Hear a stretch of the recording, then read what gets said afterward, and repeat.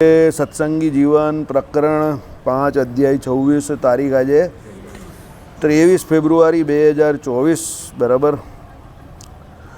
आ अध्याय ने विषे आपणे जे 18 प्रकारना व्यवहार एटले जे एम के दावा व्यवहार जे थाय छे ते जोई रहेला छे।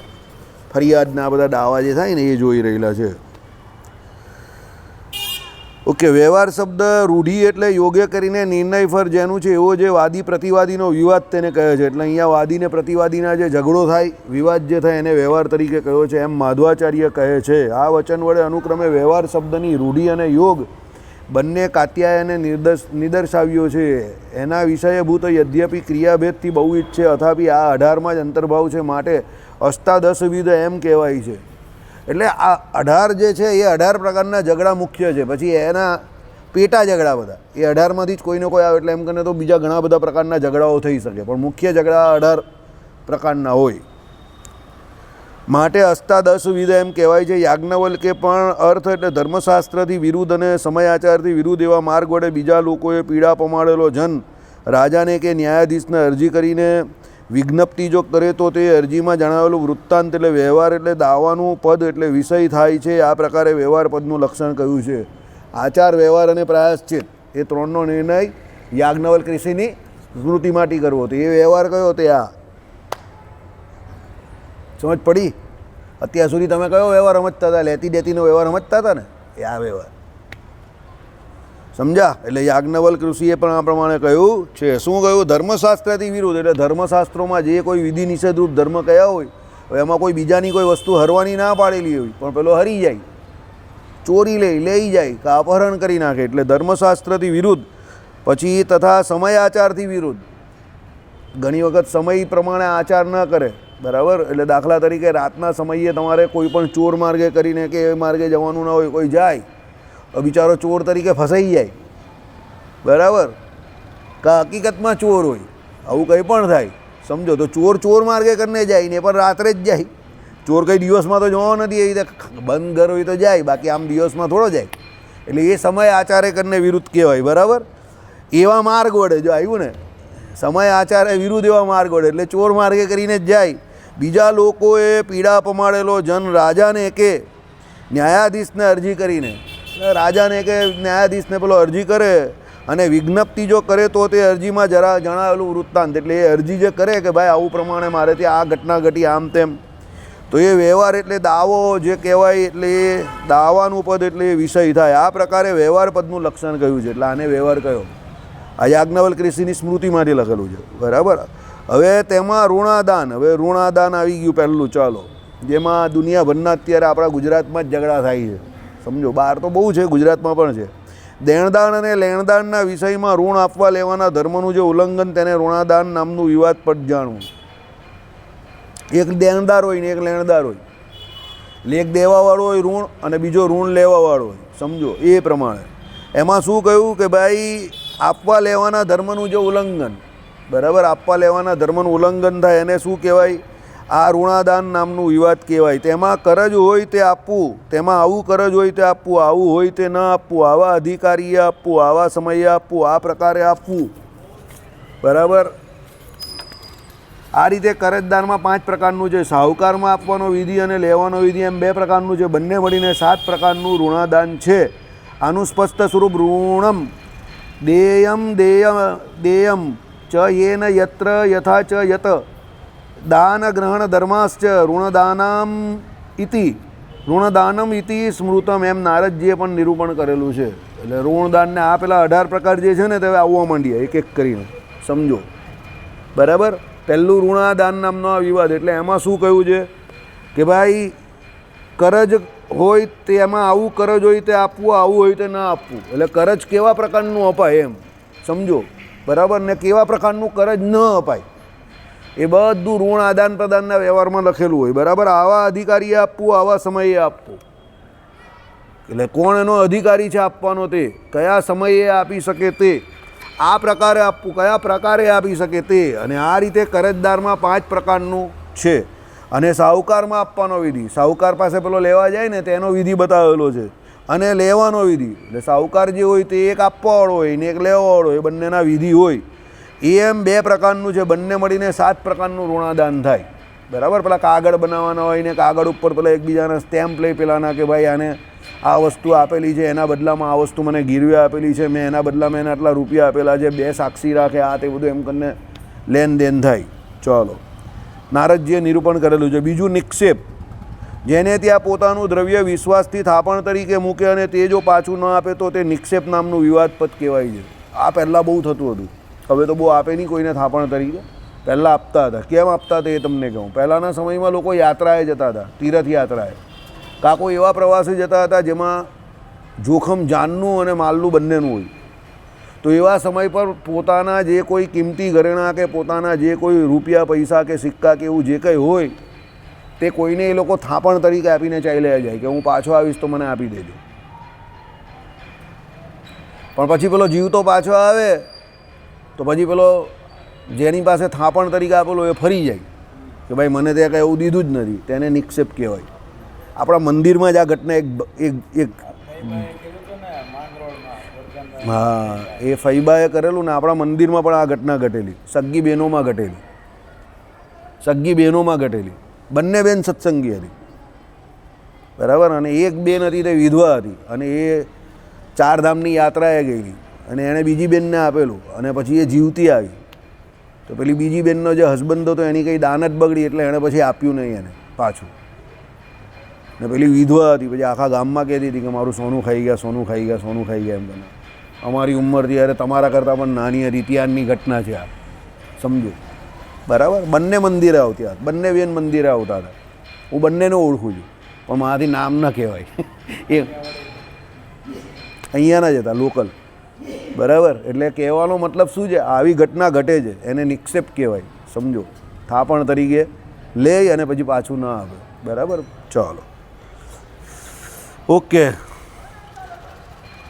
એમ તે નારદે જ નિરૂપણ કર્યું છે. પછી અસ્વામી વિક્રય, થાપણ મૂકેલું કે ખોવાયેલું કે જડેલું કે ચોરી લીધેલું પારકું દ્રવ્ય તેના ધણીની અસમક્ષ તેને પૂછ્યા વિના જ વેચી નાખવું તે અસ્વામી વિક્રય નામનું વિવાદપદ કહ્યું. અસ્વામી વિક્રય એટલે જે આ ભાઈ ધણી છે એના, સમજો. હવે ફોર ઇન્ફો એ કે ભાઈ આ ભાઈની કોઈ વસ્તુ મને મળી અને મેં કોઈ ત્રીજાને વેચી નાખી એમને પૂછ્યા વગર જ, તો એનો ધણી હું થોડો જ કે વેચી શકું. વસ્તુ તો આ ભાઈની છે. તો એ ભાઈ જ્યાં સુધી એમની કન્સેન્ટ એટલે સંમતિ ના આપે ત્યાં સુધી મારાથી એ વસ્તુ વેચાય નહીં. એટલે અસ્વામી વિક્રય. તમે જે વસ્તુના માલિક નથી એ વસ્તુને ક્રય વિક્રય કરવાનો તમને કોઈ અધિકાર નથી. એટલે કહ્યું કે રસ્તામાંથી કોઈ પણ વસ્તુ મળે તો આપણે સ્વીકારવી નહીં, કારણ કે એના માલિક નથી તમે, સમજો. એનો માલિક કોઈ બીજો છે. એટલે એનો જે માલિક હોય એનો જે અધિકાર છે શું કે એ વસ્તુ જોડે શું કરવું, તમે અધિકારી જ નથી. આઈડિયા આવી ગયો. એટલે આમાં શું કહ્યું, અસ્વામી વિક્રય કે ભાઈ થાપણ મૂકેલું, કોઈ મૂકી ગયું હોય તે ખોવાયેલું, સમજો. કોઈનું ખોવાઈ ગયું હોય, કાં જડેલું, કાં કોઈને મળેલું હોય, કાં ચોરી લીધેલું પારકું દ્રવ્ય, કાં કોઈનું લઈ લીધેલું હોય તેના ધણીની અસમક્ષ. એટલે એના ધણીની અસમક્ષ હોય એટલે ધણીની સામે ન હોય, તેને પૂછ્યા વિના જ વેચી નાખવું, સમજો. એને બી પૂછ્યા, હવે ચોરેલું હોય તો પેલો ધણીને થોડો પૂછવા જાય, એ તો એ અંદર થઈ જાય. પણ પોલીસવાળા શું કરે, ઘરેણાને એવું હોય ને તો પોલીસને ખબર હોય कि आ चोरी नो माल कौन ले जाए। देख मार्केट में ये मुर्जी नेमचंद और ये 3 चोरी का माल लेते हैं, चल वहाँ जाके अपने पंटरों को बिठा दे, 3-4 दिन में कोई ना कोई आ जाएगा। आखा गाम में बधाने खबर हो कि आ 4 माणस ज चोरीनो माल लेता हो, એટલે પેલા ચોર પણ હોય ને એને પણ ખબર હોય, એટલે એ લોકો ત્યાં જ વેચવા આવે। એટલે પોલીસના पंटरो ત્યાં બેઠેલા હોય કે સાહેબ यहाँ पर आइला है, ऐसा लग रहा है कि यही बंदा है। એટલે પેલા જે 4 હોય એને પોલીસે પહેલેથી જ કહ્યું હોય કે આવો કોઈ આવે તો એને વાતમાં ઉલઝાઈ રાખજે, બરાબર। એટલે પેલો વાતમાં ઉલઝાઈ રાખે એટલે પોલીસ ત્યાં આવી જાય ને ભાઈ પેલો પકડાઈ જાય। ક્રાઇમ પેટ્રોલમાં આવા ઘણા કિસ્સા આવેલા છે કે પેલો ઘરેણા ચોરી ગયો હોય અને વેચવા આવે એમાં પકડાઈ જાય, કાં રોબરી કરી હોય ને એમાં કોઈના શરીર પર ઘરેણા હોય ને પેલાનું ખૂન કરી નાખેલું હોય ને પછી એ લીધા હોય ઘરેણા અને એ ઘરેણા વેચવા જાય એટલામાં પકડી જાય, બાકી સબૂત કંઈ નહીં હોય, સમજી ગયા। એટલે ક્રાઇમ પેટ્રોલમાં આવા ઘણા બધા કિસ્સા પહેલાં આવેલા। પહેલાં હું ક્રાઇમ પેટ્રોલ જોતો હતો ઘણી વખત, બરાબર, હવે નહીં જોતો।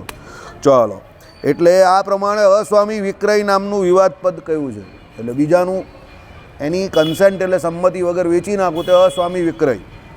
ચલો શંભુ યશ મુત્થાન, શંભુ યશ સમુત્થાન એટલે લાભ માટે પરસ્પર મળીને વ્યવહાર કરતા વેપારીઓને લાભ રહેલા અર્થ વિભાગ નિમિત્તે જે કલહ થાય તે શંભુય સમુત્થાન નામનું વિવાદપદ જાણવું.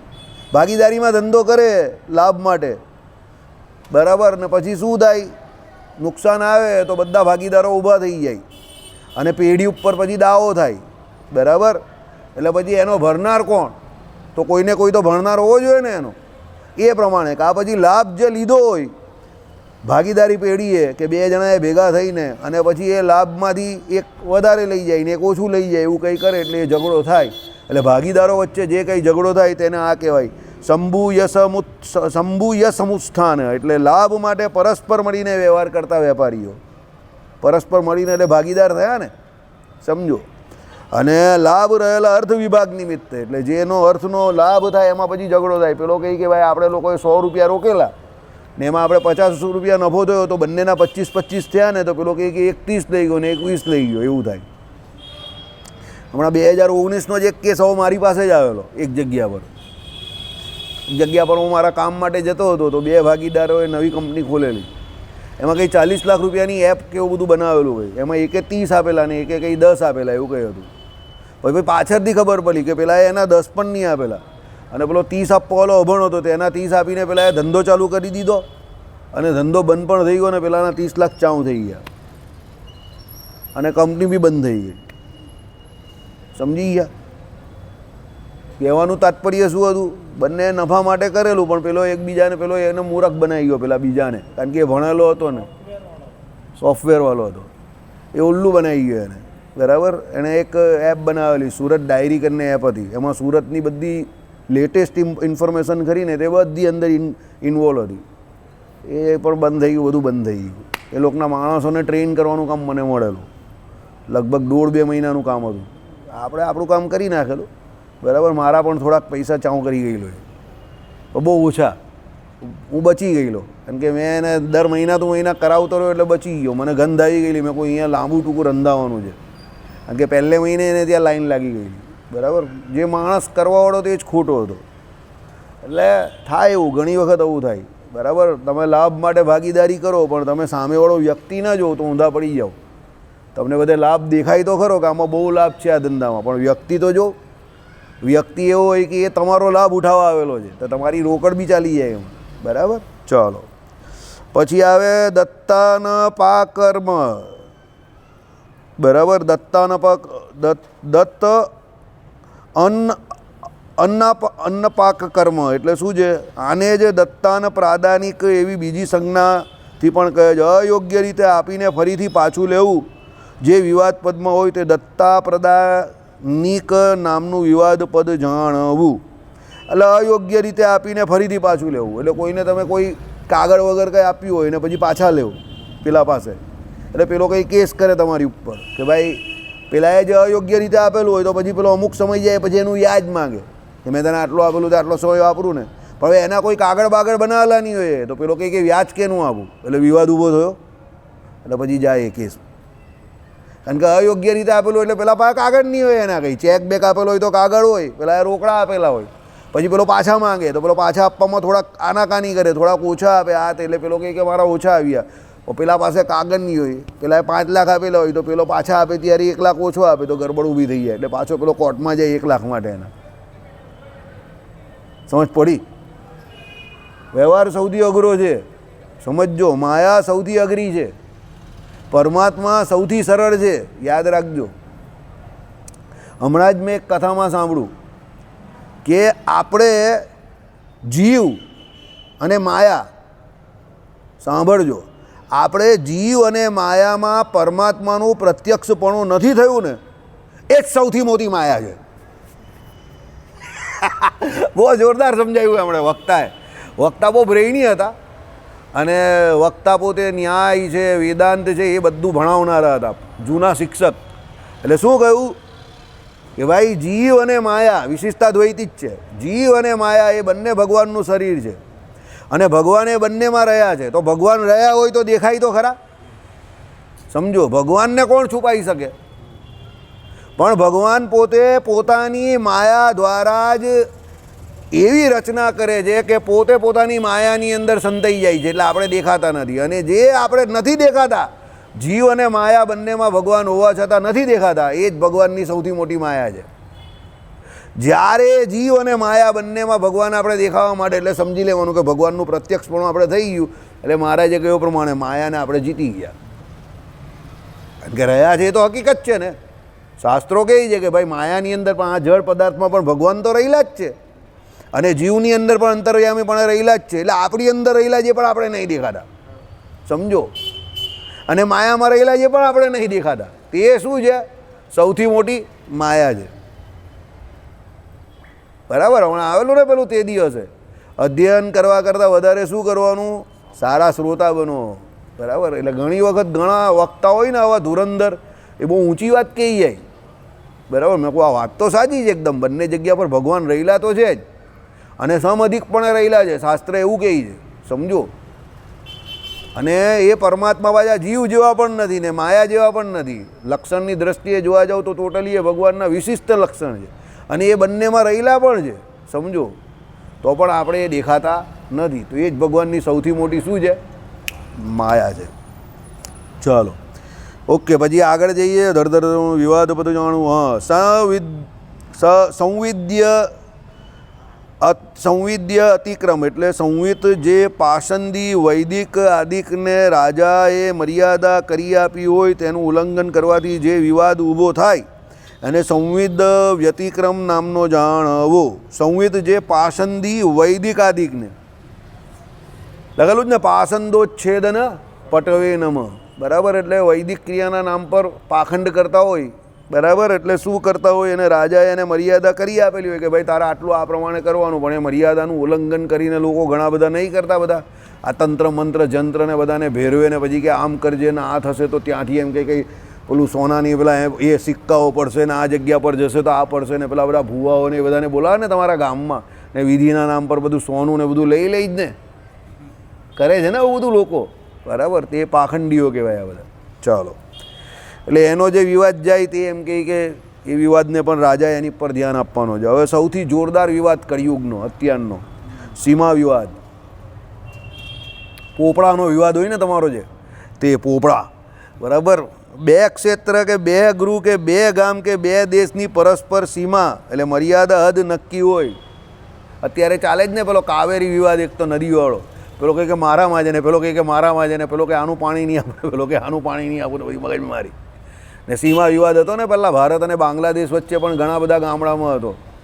મોદી સાહેબ આવ્યા ને એમણે ઉકેલી નાખ્યો. પહેલાં પેલી બાજુના ગામડા એ લોકોને આપી દીધા, આ બાજુના ગામડા આપણી પાસે લઈ લીધા.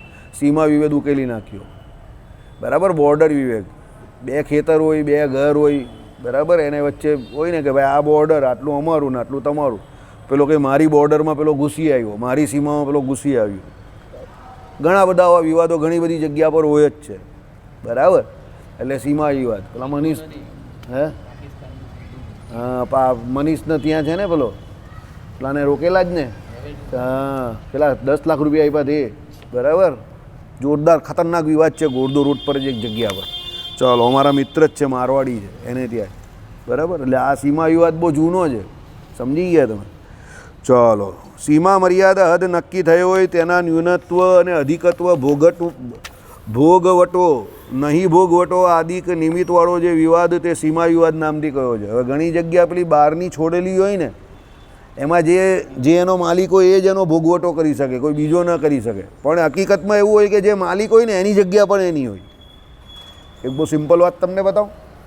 આ દુકાનદાર જે હોય ને, તો દુકાનદારની આગળ પેલી ફૂટપાથ હોય, ખબર? તો એમાં પેલું એ છજ્જુ બહાર કાઢેલો હોય દુકાનની. તો એ છજ્જુ બહાર કાઢેલી જગ્યા એકચ્યુઅલી એમાં નથી આવતી, એની દુકાન તો અંદરની જ છે. પણ હવે છજ્જુ બહાર કાઢીને એ દુકાન પર એનો સામાન લટકાઈ શકે, પણ પેલો કોઈ બીજો આવીને કહે કે મારો સામાન મને લટકાવી દે નહીં, આ છજ્જુ છે એ તો નીચેથી જગ્યા જોઈ જાય તારી પણ નથી, તો પેલો બીજો નહીં લટકાઈ શકે. સમજ પડી? આઈડિયા આવ્યો કે ના આવ્યો? હકીકતમાં જગ્યા એની પણ નથી, પણ એ કાઢી શકે કારણ કે એની જગ્યા જોડે એટેચમેન્ટમાં છે, જગ્યા તો અંદર છે. બરાબર. એટલે આવા બધા બહુ ઝઘડા થાય, સમજો. બરાબર. ઘણા લોકો પેલા ફેરિયાઓ આવે ને તમારી દુકાનની બહાર જ આવીને બેસી જાય અને કંઈક આ જગ્યા તમારી થોડી જ એમ કંઈ એમ કરીને ટેબલ નાખીને બેસી જાય. અને એ એનો ધંધો ચાલુ કરી નાખે. હવે પરિસ્થિતિ ભાઈ ભવિષ્યમાં શું થાય ખબર તમને? એ ગ્રાહક લેવા એની પાસે આવે, પણ ગ્રાહક તમારી દુકાનમાં અંદર જ નહીં આવી શકે. એ કે હું તો ગવર્મેન્ટની મ્યુનિસિપાલિટીની જગ્યા પર બેઠો છું, બરાબર? અને ટેકનિકલી ઇઝ રાઈટ, એને ઉઠાડવાનો અધિકાર મ્યુનિસિપાલિટીને છે, તમને નથી. પણ તમારે ત્યારે થોડા મજબૂત થવું પડે કે જો ભાઈ મ્યુનિસિપાલિટીની જગ્યા ભલે છે, પણ આ જગ્યા મારી હદની આ જોડે એટેચમેન્ટમાં છે, બરાબર? એટલે એવું કંઈ લાગે તમને તો તમારી ગાડી પાર્ક કરી દેવાની ત્યાં જઈને, બરાબર? તમારે ત્યાં જરા મોટો ઓટલો બનાવી દેવાનો, ચપ્પલ મૂકી દેવાની, ચપ્પલ મૂકવાનું મોટું સ્ટેન્ડ લાવીને મૂકી દેવાનું. આખા ખાનદાનના તમારા જૂના નવા જેટલા ચપ્પલ હોય તે બધા ત્યાં મૂકી દેવાના, સમજો? એટલે પેલો બીજે દિવસથી આવતો બંધ, 2-4 દિવસ જોયું કેટલા બધા ચપ્પલ છે અહીંયા, તો બધા ચપ્પલ આપણા જ હોય બધાને, જે બી આવે તે બધાને કહો કે અહીંયા આવીને ચપ્પલ કાઢો. એટલે ચપ્પલ આપણી આજુબાજુ જગ્યા થઈ, એટલે પેલો ભાઈ ઊભો જ રહી નહીં શકે ત્યાં. આઈડિયા આવ્યો? આઈડિયાથી કામ કરવું પડે, સમજો? ભગવાને જે ખોપડી આપી ને, ખોપડી કા ઇસ્તેમાલ કરો, ઝઘડો નહીં કહો ને એની જોડે. પહેલે દિવસે ભગાવી દેવાનો, પછી એ આવે પાછો જોવા આવે આ એટલે ત્યાં આપણી ચપ્પલો જ મૂકી દેવાની લાઈન બંધ મોટી મોટી, બરાબર? દુનિયાભરની ચપ્પલ કા કચરો મૂકી દેવાનો તમારા ઘરનો, 2-4 પેલા મોટા મોટા ડબ્બા મૂકી દેવાના, એવું બધું કરી નાખવાનું, સમજી ગયા? ટેકનિકથી કરવું પડે કામ, નહીં તો એ જગ્યા પેલો આવીને પચાવી પાડે, બરાબર? ચાલો, કેમ હસો છો તમે? આ ભાઈને હસવું આવે છે. મને મારા જીવનમાં હવે તો બહુ મળ્યા છે, એ બધી બહુ નોટ મળેલી છે, સમજો? બરાબર? તો પછી આપણે પણ કંઈ ને કંઈ કરવું તો પડે ને, સમજો? એટલે આ બધું મારું મગજ એટલે આ બધામાં ચાલે છે. હું તમને શું કહું, જિંદગીમાં પુસ્તકો ફાડીએ ને એના કરતાં આંખ અને કાન અને તમારા જીવનનો અનુભવ એ તમને સૌથી વધારે શીખવાડે. પુસ્તકો ફાડવાથી એટલું કંઈ શીખવાનું નહીં મળે. પુસ્તકમાં એ જ વિષય લખેલા છે કે જે જીવનમાં લોકોની ઘટતા હોય, પણ તમે તમારા જીવનના અનુભવથી એટલું બધું શુદ્ધ કરી શકો ને, એટલું બધું જાણી શકો છો, એટલું બધું કરી શકો છો કે જીવન આખું ઓછું પડે. એટલે અનુભવ બહુ મોટો શિક્ષક છે. વાંચવાની રીતે ખરું, તો પુસ્તકીય કીડા ના બનવાનું. પેલો વિકાસ જે છે ને, IAS ને IPSના ક્લાસ ચલો જ ને, એ પણ એ જ કહી છે, बुक आपको इतना कुछ नहीं सिखाएगी, सबसे ज़्यादा आपके जीवन में आपको जो आँख और कान है वो सिखाएंगे, आपके एक्सपीरियंस. ये जो कुछ कही नौकरी करने के, नौकरी मिले ठीक है, नहीं मिले कोई टेंशन नहीं, बी ए एंटरप्रेन्योर. नौकरी में क्या होता है, आपने 40 साल नौकरी की, फिर आपका बच्चा आएगा ना, फिर उसको भी नौकरी करनी पड़ेगी और कहीं और से शुरू करना पड़ेगा. लेकिन आपने 40 साल धंधा किया है तो आपके बेटे को वो 40 साल धंधे का फ़ायदा होगा, उसको बैठने में कोई मिलेगा जगह, तो वो 40 साल पहले से आगे निकल गया. आपकी नौकरी का फ़ायदा उसको नहीं होगा, क्योंकि आप जब रिटायर होंगे तो आपका जीरो हो जाएगा, तो उसको कुछ नहीं मिलेगा. समझो? बराबर? એટલે બી એ એન્ટરપ્રેનર એ કહી ગયા.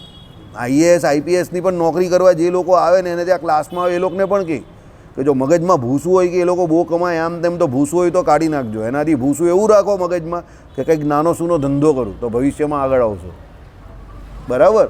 બહુ હોશિયાર માણસ છે. ચાલો,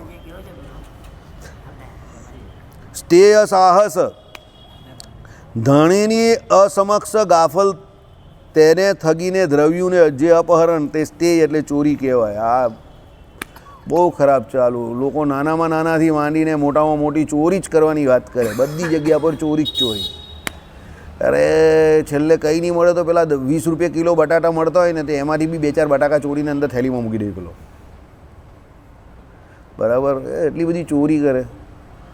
અહીંયા 2-4 શાકભાજીવાળા છે તો અમુક ગ્રાહકને શાકભાજી જ નથી આપતા. બોલો બોલો, હકીકત કહું ને, નોટ જોકિંગ. અહીંયા જ છે. હવે હું ને ગોપાલ જતા હોય તો આવતી વખતે પણ અમને બોલાવે ને જતી વખતે પણ બોલાવે, ઓય કાચ આવેલા એમ કરીને. બરાબર? અને બીજા અમુક ગ્રાહક છે આવે ને તો એ આખું બધું એનું શાકભાજી આમ લઈને બેસી જાય, આપે જ નહીં. આપણે એને કહીએ કે ભાઈ આ લોકોને તું કેમ નહીં આપતો, આમ બગાડી દે. આપણે પૂછીએ કેમ, પૈસા નથી આપતા એમ કે, અને આપે જ તો બહુ ઓછા આપે છે. બોલો, ત્યારે આપણે નવાઈ લાગી જાય આલું. અને જેને શાકભાજી નથી આપતો તે અહીંયાના લોકલ છે, હું એ ખાડા જ રહું છું. અરે ઘણી વખત તો શું પરિસ્થિતિ, હું રાત્રે અહીંયાથી જતો હોઉં ને તો એની લારીમાં જે હોય તો બધું લઈ લઉં, મારી પાસે પૈસા જ નહીં હોય. એટલા બધા અહીંયા કોઈને આપી દીધા હોય, આ તો બધા હિસાબ ચાલતા હોય ને, મારે પૈસા ઓછા હોય તો હું ભાઈ કહું કાકા જો તમારી પાસે આ બધું સોદો તો કરું, એટલે હું તો જો પૈસા નથી, તમારા પૈસાની કોઈ ફિકર નહીં, કાલે પાછા આવવાના જ છો, તમે લઈ જાઓ, આજે લઈ જાઓ, તમારા ફ્રીજમાં મૂકી દેવું તો મને આપી દઈ પાછો, પછી બીજે દિવસે એને ચૂકી દેવા અલગ વાત છે, મને આપી દઈ.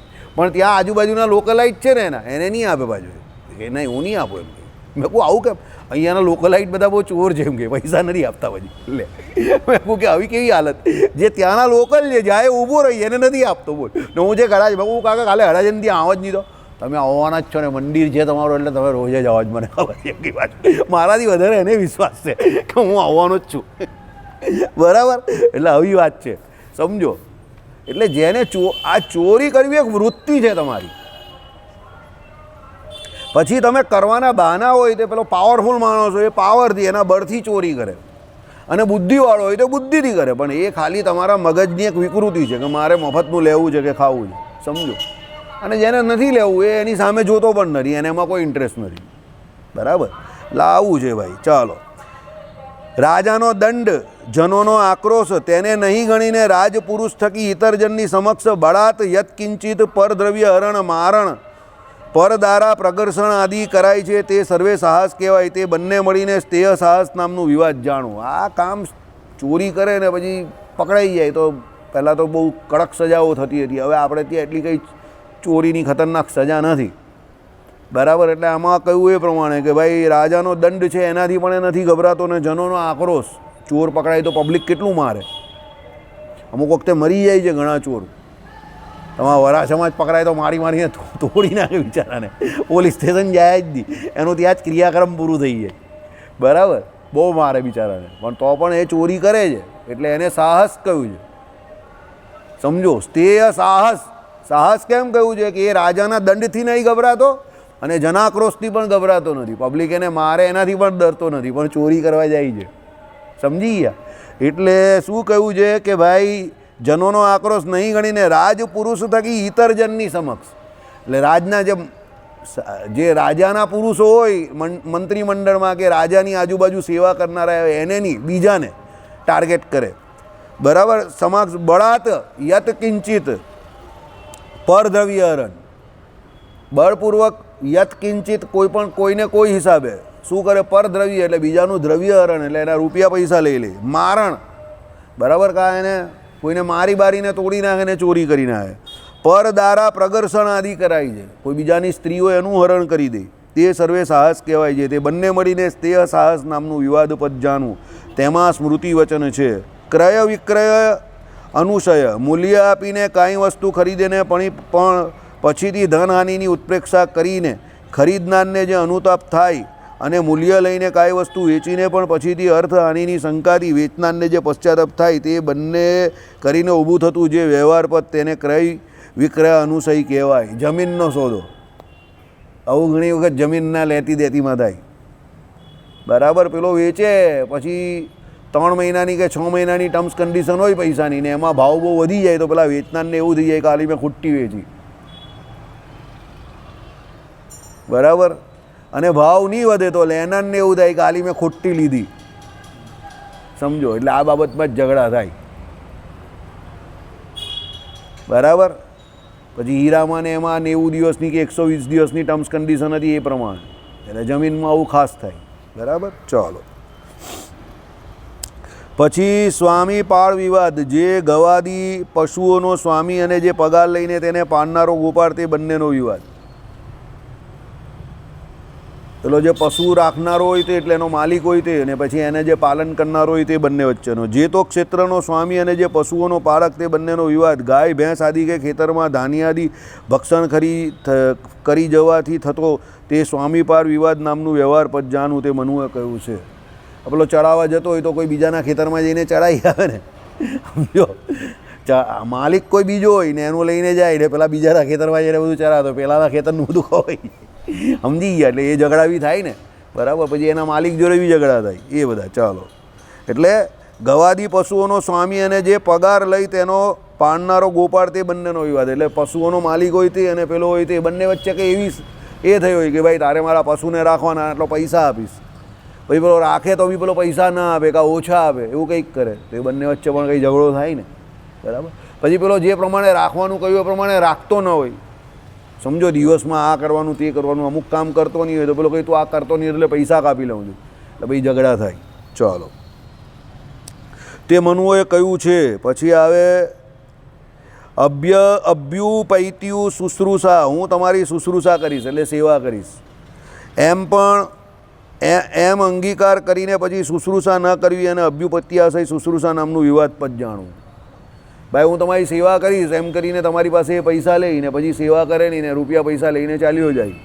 દાખલા તરીકે ઘણી જગ્યા પર અહીંયા સુરતમાં કે વડોદરામાં એટલે નવસારીમાં કે બારડોલીમાં આવું ઘણું થાય. અહીંયા મા બાપ એકલા હોય, છોકરાઓ ફોરેન હોય. હવે મા બાપ પાસે તો અહીંયા પૈસા પણ નહીં હોય તો પેલા લોકો છોકરાઓ ત્યાંથી પૈસા મોકલતા હોય ને એ લોકોને કહે કે ભાઈ આ માણસો જે છે તમારી સેવા કરશે. પણ પેલો જે મા બાપ બિચારા વૃદ્ધ હોય એ લોકોને ભાઈ ખબર પડતી નહીં હોય ને પેલો સેવા કરવાવાળો હોય એ તો અડધે દિવસમાં કે એમાં ભાગી જતો હોય ને પેલા લોકો પાસેથી પૈસા લેવા કરતો હોય ને અહીંયા કંઈ બરાબર સેવા કરતો નહીં હોય. સમજો બરાબર? એટલે આવું ઘણી જગ્યા પર થાય. તે મનુએ કહ્યું છે ઇતિ વાક પારુષ્ય, દેશ જાતિ કુરાદિકના આક્રોશ ઉચ્ચ સ્વરે ભાષણવાળું. અત્યારે પણ ગુનો છે આ, સમજજો. આ બહુ ઊંચી વાત છે. કોઈને કોઈના દેશથી ગાળ દેવી. ઘણા દેશ એવા હોય સમજો કે જે બદનામ હોય ને તમે એને એમ કહો એ તો આ દેશનો જ એમ કરીને ગાળ આપે તો એ ગાળ જ છે એના માટે. સમજો, કારણ કે એ દેશમાં બધા મોસ્ટલી ચોર જેવા લોકો રહેતા હોય એટલે તમે એને એ દેશનો માનીને એ દેશની ગાળ આપો. પછી કોઈ જાતિની ગાળ આપો સ્પેસિફિક કે આ જાતિનો છે, તારી જાતિવાળા બધા અવાજ છે. બરાબર? કોઈ કુળની જાત ગાળ આપો કે તું આ કુળનો છે, તારા કુળમાં બધા પહેલાં અવાજ છે. બરાબર? એ આક્રોશ એટલે ઉચ્ચ સ્વરે ભાષણવાળું બાજુ. એટલે આવી રીતે જ્યારે કોઈ બોલે એટલે ઉચ્ચ સ્વરે જ બોલતો હોય ને તે. અને કુત્સિત શબ્દવાળું જે બીજાને ઉદ્વેગ ઉપજાવવા માટે વચન બોલાય તે વાક પારુષ્ય. કુત્સિત શબ્દ બોલે, એકદમ કડવા શબ્દ બોલે, ગાળ બોલે ને એવું બોલે તે વાક પારુષ્ય. આ વાણીથી થતો દોષ છે. દાખલા તરીકે અત્યારે ભારતનું બંધારણ એવું કહે છે કે ચતુસ્થ વર્ણીયને તમે અમુક શબ્દથી ન બોલાવી શકો. બાકી તમે ચતુસ્થ વર્ણને તમે જો અમુક શબ્દથી બોલાવો એ ઉચ્ચારણ તમે કરો તો એ તમને કોર્ટમાં લઈ જાય તો એટ્રોસિટી લાગી ગઈ તો તમે ધક્કા ખાતે થઈ જાઓ. પહેલાં તો જામીન મેળવવા તમારે હાઈકોર્ટ સીધું જવું પડતું હતું, હવે કદાચ અહીંયા આપતા છે. બરાબર? એટલે કહેવાનું તાત્પર્ય શું છે, એ શું છે એને એ લોકો આ કેટેગરીમાં ગણે છે વાક પારુષ્યમાં. સમજો, આઝાદી પછી વધારે થઈ ગયો છે આ કડક કાયદો કે ભાઈ તમે કોઈ પણ ચતુસ્થ વર્ણીયને એના નામથી જે જાતનો છે એ પ્રમાણે ન બોલાવી શકો. તમે એ પ્રમાણે બોલ્યા અને એની પાસે અત્યારે તો 2 ગવાહ પણ જોઈએ. પહેલાં તો 2 ગવાહ પણ નહીં જોઈતા હતા. એ ડાયરેક્ટ જઈને ફરિયાદ કરી આવે તો તમે ધંધે લાગી જાઓ, તમને જામીન ન મળે. સમજો બરાબર? અમારા 2 એક ઓળખીતા હતા અહીંયા મંદિર અત્યારે આવે છે, એના ફાધરને ને એને એવી રીતે વાક પારુષ્યમાં કેસ કરેલો હતો. એ ખોટો જ કેસ કરેલો હતો. પહેલાં જમીન બાબતમાં કહ્યું હતું એમાં જ એને વાક પારુષ્યનો કેસ આ એટ્રોસિટી જ કરેલો હતો. બરાબર? એટલે એ લોકો દરેક તારીખે ભાઈ હાજર રહેવું પડે. એમાં દરેક તારીખે હાજર નહીં રહીને ને પેલો મેજિસ્ટ્રેટ જો આંખો ચૂકો થાય તો સીધી જેલની સજા બી ફટકારી દે.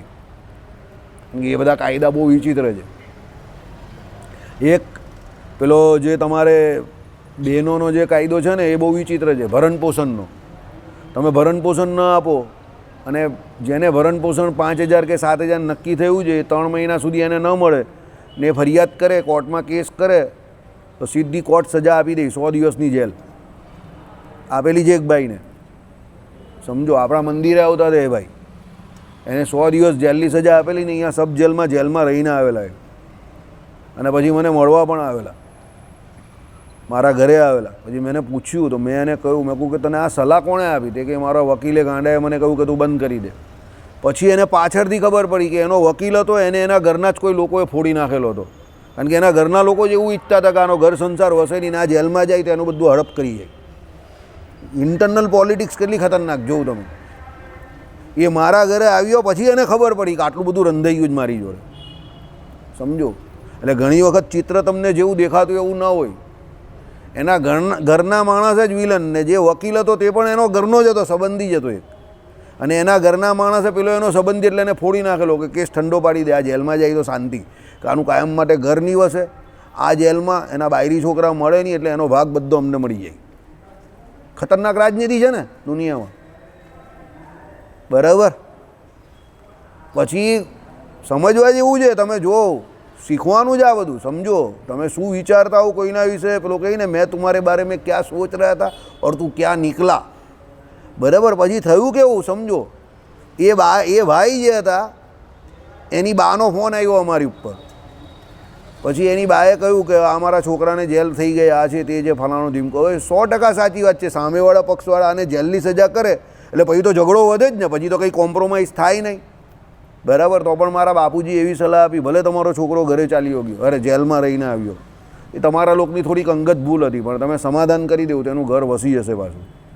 યુ વોન્ટ બિલીવ, મારા પપ્પાએ કહ્યું, એનું ઘર વસી ગયું. આજે એની છોકરી છે ને એની છોકરી પરણવા જેવી થઈ ગઈ.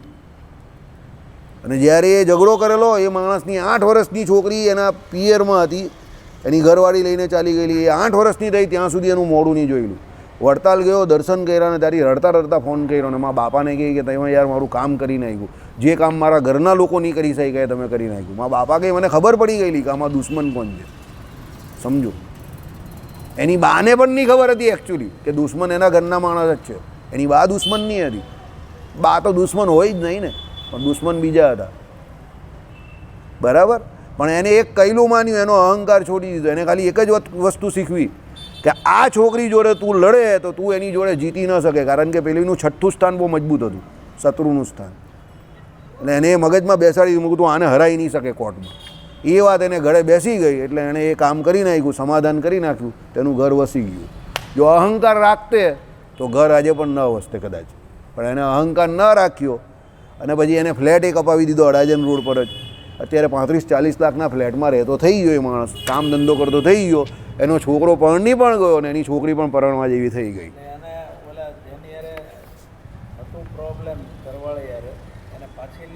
હા, પાછી લઈ લીધી, પાછી જ બોલાવી દીધી એને પેલી એ જેલમાં સામેવાળા એના સસરાએ પુરાવી.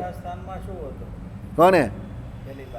એને રાહુ કે કેતુ હતો, ઊંચનો રાહુ કે કેતુ બેઠેલો હતો. એટલે મેં એને કહ્યું તું આને હરાઈ નહીં શકે કોર્ટમાં.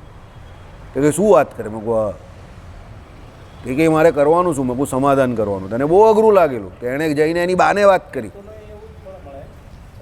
6થા સ્થાનમાં 3 6 અને 11 પાપગ્રહ સારા,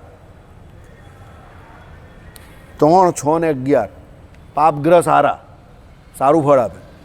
હવે એની બા મને એમ ફોન કરીને અમને એમ કહી કે મારા છોકરાને જેણે જેલમાં પુરાવ્યો તમે એની જોડે સમાધાન કરવાનું કહો. મેં કહું તમારા છોકરાની જિંદગી પાછી બનતી હોય તો તમને શું વાંધો છે? તમારે શું કરવાનું છે? સમાધાન જ કરવાનું જ ને. સમજો, સમાધાન થઈ ગયું. સમાધાનમાં ફોર્મ્યુલા પૂછી તો પેલી છોકરીને ત્યાં રહેવું ન હતું, એની ઘરવાળીને નવો ફ્લેટ લીધો ને રહેતા થઈ ગયા. એની છોકરાના લગ્ન થઈ ગયા અને છોકરી જે છે એની તે પણ હવે લગ્નને લાયક થઈ ગઈ. બેંકમાં સર્વિસ કરે જ બંને છોકરા છોકરી એના. બંને છોકરા છોકરી બંને ગ્રેજ્યુએટ થયા, બંને ભણ્યા. સમજો, સંસાર આખો વિખરાઈ ગયેલો, ત્યાંથી પાછો એટેચમેન્ટમાં આવી ગયો અને એ કામ ધંધે પણ વ્યવસ્થિત ચડી ગયો. અત્યારે 6 વાગ્યા સુધી કામ પણ કરે છે. આ રાંદેર મંદિરમાં આપણે હમણાં છેલ્લી વખત જે શાકભાજી આપેલું ને તે ભાઈએ જ આપેલું, ત્યાં સુધી પહોંચતું કરેલું. બરાબર. એટલે ઘણી વખત એવું હોય છે, સમજો, કે તમે બાજી સુધારી શકતા હોવ છો પણ પછી તમે બહુ કડક વલણ રાખો તો ન સુધરે. પકડો મત જાને દો, પકડો મત જાને દો. બરાબર. ઘણી વખત શું હોય, થોડું જતું કરવું પડે તમારે, તો તમારો સંબંધ જે છે કે તમારો જે સંસાર જે છે તે બચી જાય. અહંકાર રાખે ને એટલે સંસાર પડી ભાગે. સમજો. એટલે તો કહ્યું વ્યાસજીએ, 2 બુદ્ધિશાળી સારા વ્યક્તિ મળે તો તમારું કામ થઈ જાય. 2 ખરાબ વ્યક્તિ મળે ને એની સલાહ પર તમે જાઓ. સામાન્ય રીતે લોકો તમને શું કહે?